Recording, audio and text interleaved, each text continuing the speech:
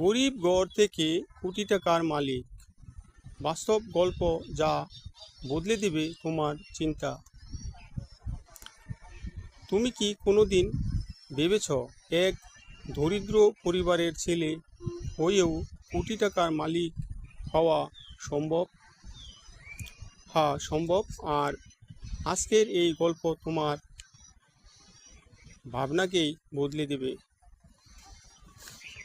এই ছেলেটির নাম ছিল মামুন। একটা মাটির ঘরে জন্ম। বাবা দিনমজুর, মা বাড়ির কাজ করত। স্কুলে যাওয়ার জন্য তার জুতো ছিল না, বই কেনার টাকা ছিল না, তবু সে স্কুলে যেত পায়ে হেঁটে।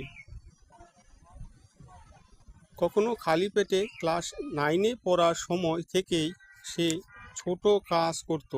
চায়ের দোকানে, টিউশন, বাজারে মাল বহন করত। তবে একটা ইচ্ছা ছিল, একটা বড় স্বপ্ন ছিল। সে চেয়েছিল নিজের অবস্থান বদলাতে, পরিবারের মুখে হাসি ফুটাতে। একসময় সে মোবাইল কিনে নিজে ইউটিউব দেখে শেখা শুরু করে। গ্রাফিক ডিজাইন, অনলাইন মার্কেটিং এবং ফ্রিল্যান্সিং। ইন্টারনেটেই হয়ে ওঠে তার জীবনের টার্নিং পয়েন্ট।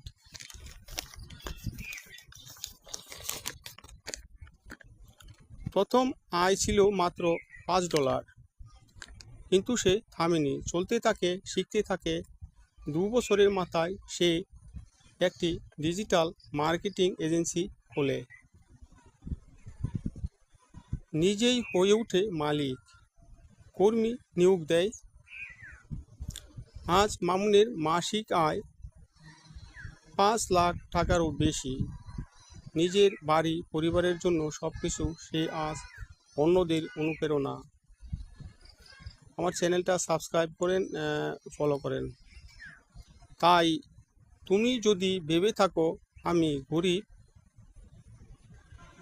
আমি পারবো না, তাহলে মনে রেখো, গরিব ঘরে জন্মের দোষ নয়, কিন্তু সেই অবস্থায় পড়ে থাকা,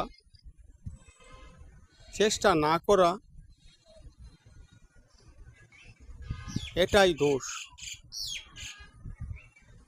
তোমার সফলতা